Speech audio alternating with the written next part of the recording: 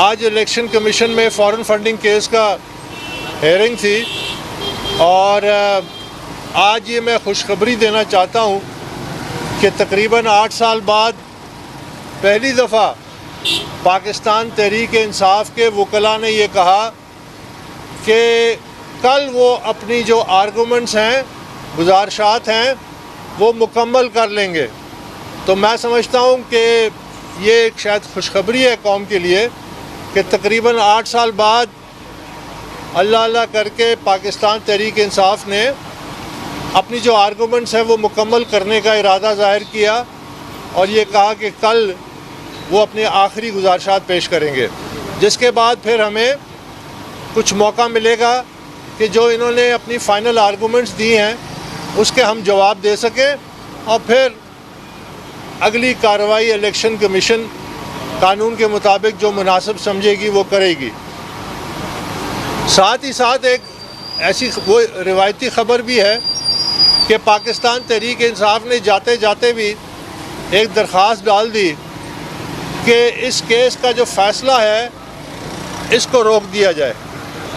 उसकी क्या वजह है, वजूहात वो बहुत सारी देते हैं।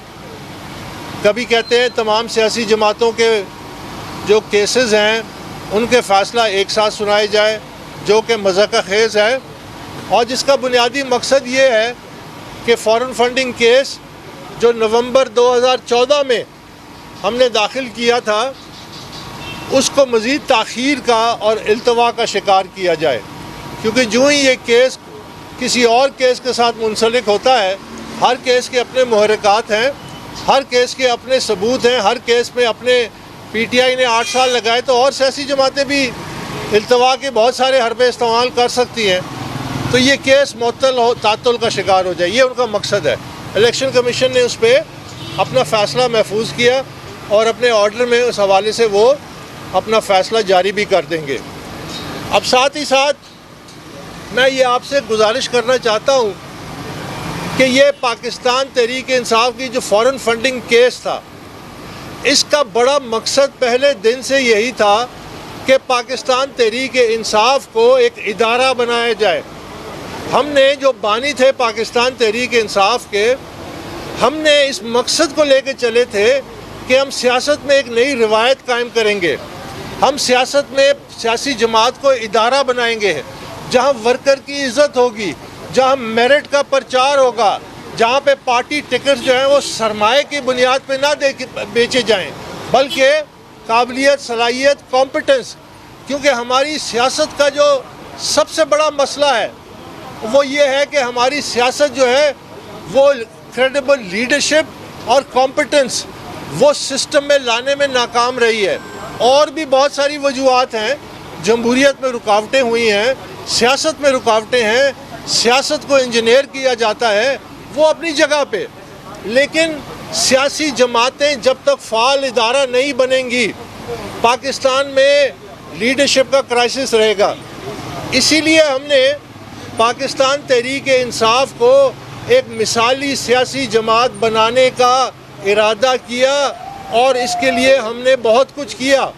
लेकिन अफसोस कि हमारा जब ये पार्टी अवाम में मकबूलियत हासिल की 2011 में, तो इसका काबा किबला तब्दील कर दिया गया और इस पार्टी को हाईजैक कर दिया गया। लेकिन मज़ीद अफसोस कि जो हाईजैकर्स थे वो कप्तान जो था पार्टी का वो हाईजैकर्स के साथ मिल गया। ये तमाम तर जिम्मेदारी कप्तान पे आती है। हाईजैकर्स का तो काम है हाईजैक करना, वो आज उन्होंने पाकिस्तान तहरीक इंसाफ को हाईजैक किया, कल वो किसी और सियासी जमात को करेंगे। उनका तो मकसद ही यही था। लेकिन हमें जो एतराज़ और गिला था वो ये था कि हमारे जो कप्तान थे पार्टी के वो हाईजैकर्स के साथ मिल गए, इसलिए तमाम तर जिम्मेदारी भी उन पर आयद होती है। इसीलिए हमने ये केस 2014 में किया कि इसके ज़रिए हम पाकिस्तान तहरीक इंसाफ में जो काली भेड़ें हैं, जो फसली बटेरे हैं, जो गैर कानूनी फंडिंग हुई है, जिस तरह पैसा लूटा गया है, जिस तरह गैर कानूनी तरीके से पैसा हासिल किया गया है और पार्टी का काबा किबला तब्दील कर दिया गया, उसकी इस्लाह हो सके। तो आज इस लिहाज से एक बड़ा अहम दिन है कि पाकिस्तान तहरीक इंसाफ ने आखिरकार ये आज कमीशन के सामने बयान दिया कि वो कल अपनी गुजारिशात मुकम्मल करेंगे। तो ये एक बड़ी खुशाइंद बात है कि शायद हम इस केस के आखिरी मरहले में हैं और फैसला करीब है। हमारी यही तवक्को है कि जल्द अज जल्द फैसला हो जाए। देखिए, मैं इमरान खान से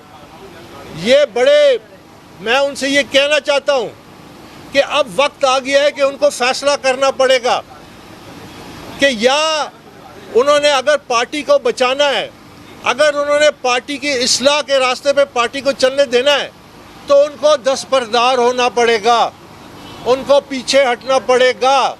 इसका ये मतलब नहीं है कि हम उनके लिए कोई वो रखते हैं कि हम उनको सियासी, उससे शायद पाकिस्तान तहरीक इंसाफ का कद और बढ़ जाए, क्योंकि ये पाकिस्तान की तारीख़ में पहली दफ़ा होगा कि एक सियासी जमात को उसके जो ओरिजिनल वर्कर हैं, उसके जो फाउंडिंग मेंबर्स हैं, जिन्होंने ये जमात बनाई है, उस जमात के हवाले किया जाए और एक मंशूर के तहत।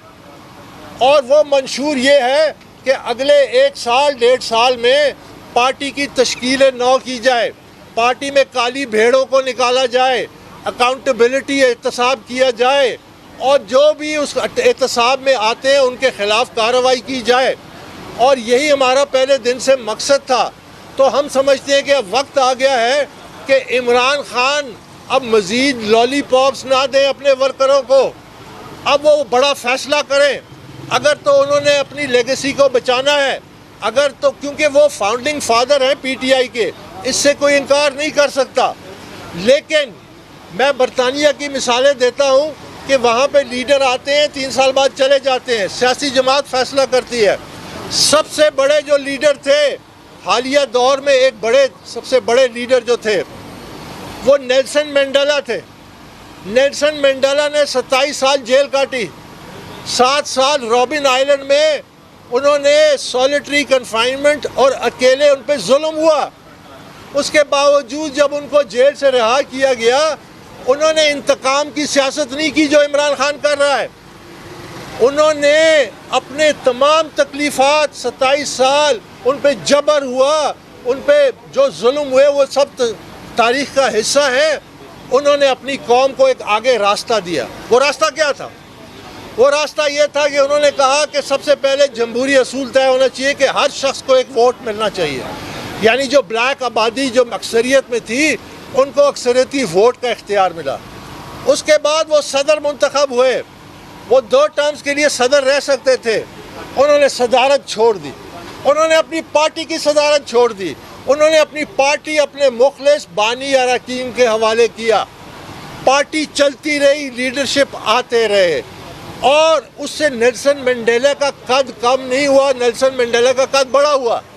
मैं समझता हूँ कि पाकिस्तान तहरीक इंसाफ अब उस दोराहे पे है कि अगर तो पाकिस्तान तहरीक इंसाफ और उसकी साख को बचाना है, अगर उसको फाल करना है, अगर अगले इलेक्शन की तैयारी करनी है, तो ये जो इमरान खान इस वक्त सियासत कर रहा है इंतशार की, इसको ख़त्म किया जाए। इमरान खान कहता है कि इलेक्शन कमीशन का जो चीफ इलेक्शन कमिश्नर है वो इस्तीफ़ा दें।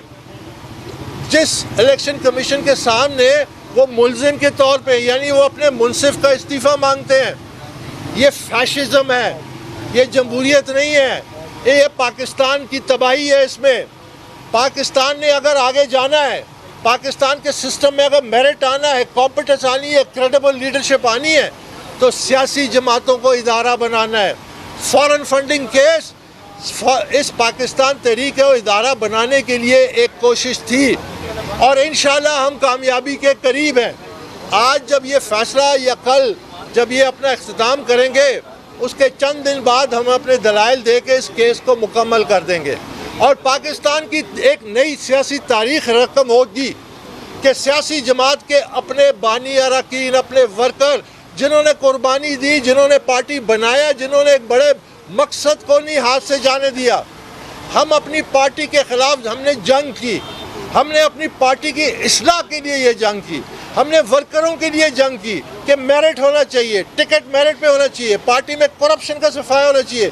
जिन लोगों ने अरबों खरबों रुपए की करप्शन की है उनका सफाया होना चाहिए। उसकी इब्तदा हम अपने घर से कर रहे हैं और इसकी मैं आपको ज़िंदा मिसाल ये देता हूँ कि आज तमाम सियासी जमातों पे ये प्रेशर है कि वो इसी कटहरे से गुजरें, वो इसी छलनी से गुजरें।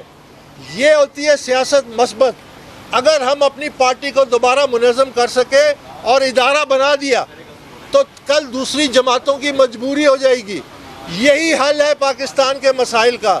अगर बासलाहियत, क्रेडिबल, ईमानदार क़यादत की एक नर्सरी होनी चाहिए जो आप मुल्क को चला सके, मुल्क को डिफ़ॉल्ट से बचा सके, मुल्क की महंगाई को कम कर सके, जो लोगों के लिए रोज़गार पैदा कर सके। ये जो सियासत आज जो राइज है, ये पाकिस्तान को सिर्फ जिस तरह पानी नाक तक पहुँचते कभी नीचे होता है कभी ऊपर होता है, इससे ज़्यादा पाकिस्तान को कुछ नहीं देगी। ये मेरी बातें नोट कर लें कि हम पाकिस्तान की सियासी तारीख़ में एक बहुत बड़ी जंग लड़ी है और उस जंग का इंशाअल्लाह फ़वाइद जो है वो अवाम को मिलेंगे एक बेहतर क़यादत की सूरत में। बहुत बहुत शुक्रिया।